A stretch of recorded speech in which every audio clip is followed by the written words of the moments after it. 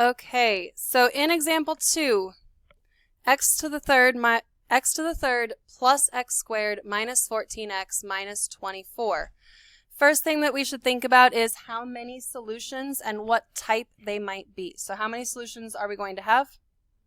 3 solutions. That comes from the largest exponent. The largest exponent is 3, so there are going to be 3 solutions.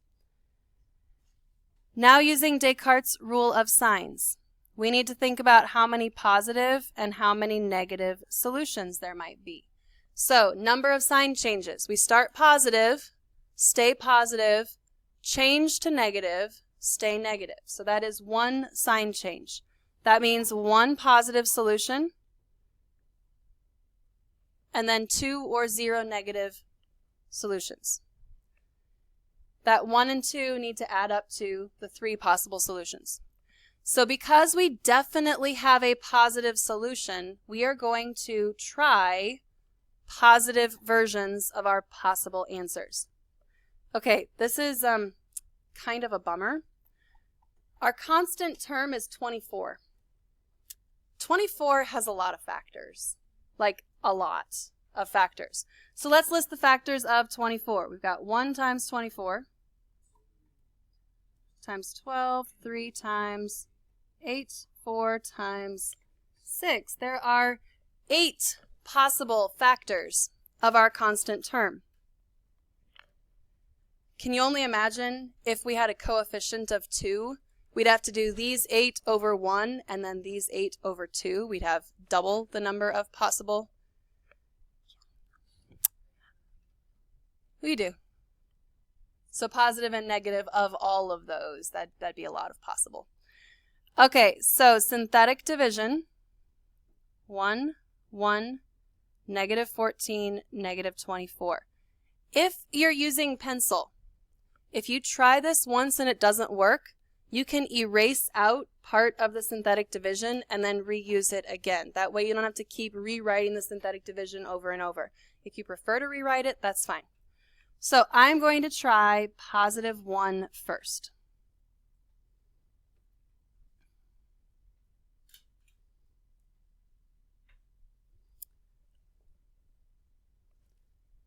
And once you get to here, you can pretty much tell if it's going to work or not. Is negative 12 times 1 going to give you something that added to negative 24 would give you 0? No. So 1 doesn't work.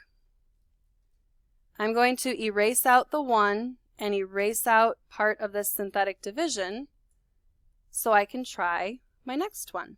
Now I'm going to try 2.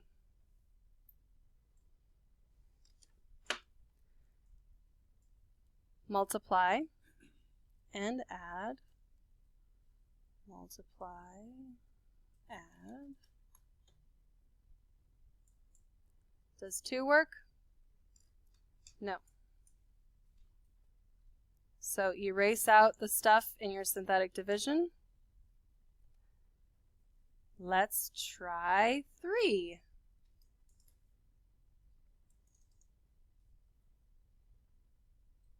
Oops.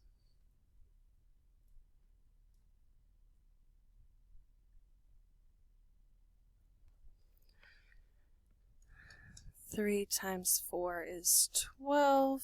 Add them. Negative 6. Does 3 work? No.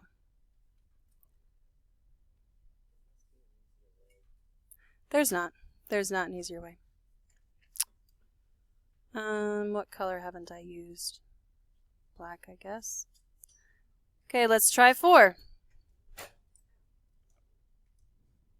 Oops, I forgot to erase this stuff out. Okay.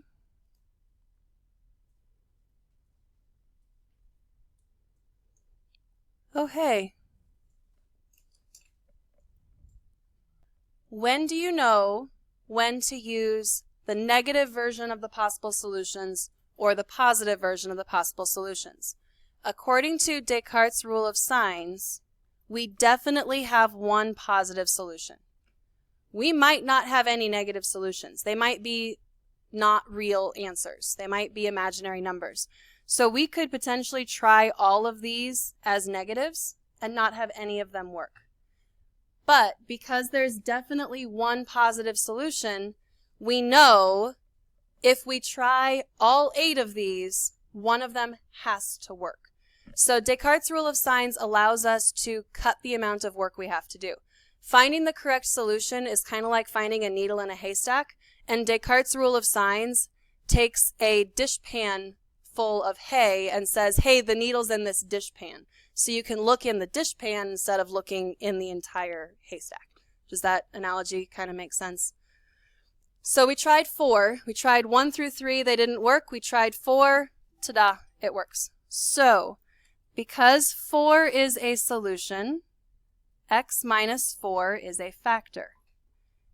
And this stuff that we got as a result of the synthetic division is the other parenthesis, that trinomial. We then need to factor that trinomial. So we keep the x minus 4. And in that trinomial, we are looking for 2 numbers that multiply to give us 6 and add up to 5. Be careful, it's not 1 and 6. 2 and 3.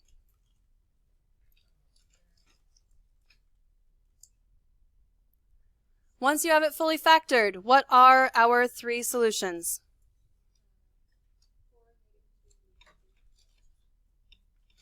And notice, 1 positive, 2 negative.